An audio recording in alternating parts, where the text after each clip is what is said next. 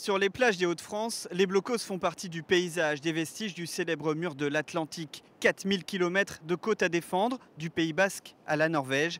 L'Allemagne nazie voulait construire 15 000 blocos sur ces côtes. Finalement, 8 000 seront construits, la plupart ici, juste en face de l'Angleterre. Mais aujourd'hui, une question se pose, que faire de ces vestiges longtemps laissés à l'abandon? Autrefois colosses, ces bunkers sont aujourd'hui menacés. Leur nombre impressionne, on en croise un tous les 300 mètres, ici près de Calais. Certains ne résisteront pas à l'épreuve du temps, d'autres sont préservés, comme ce musée privé.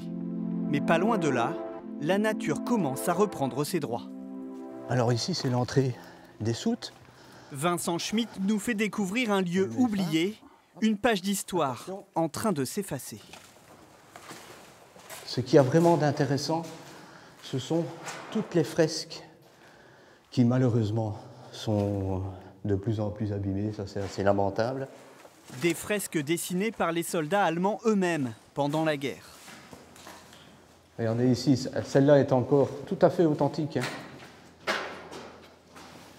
Victoire d'un côté, SOS de l'autre. Toujours évidemment avec la caricature de Churchill. Cette batterie d'artillerie est la deuxième plus importante du mur de l'Atlantique.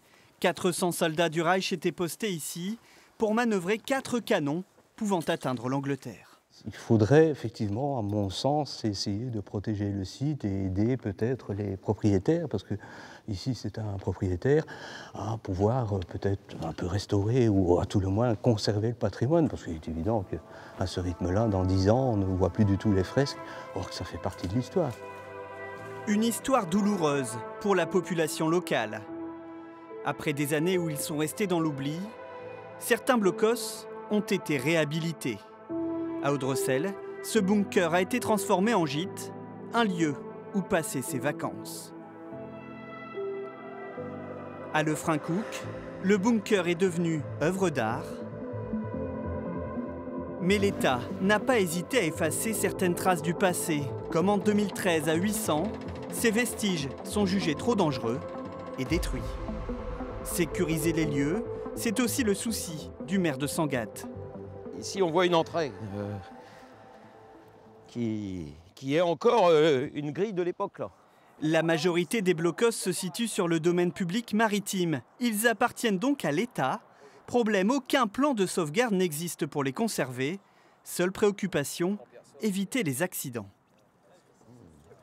Le maire a toujours la responsabilité de la sécurité publique, hein, c'est comme la surveillance de la baignade lorsqu'on est en période estivale. On doit faire en sorte que la sécurité et la salubrité, parce qu'il ne faut pas non plus qu'à l'intérieur, il se passe des choses qui peuvent être un feu de camp et puis qu'on pourrait avoir des morts sur la conscience.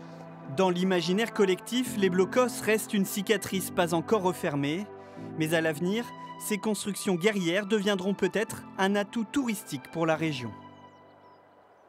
On estime qu'en France, 17 millions de mètres cubes de béton ont été coulés pour bâtir ce type de blocos, des ouvrages très solides qui, on l'a vu, sont devenus fragiles.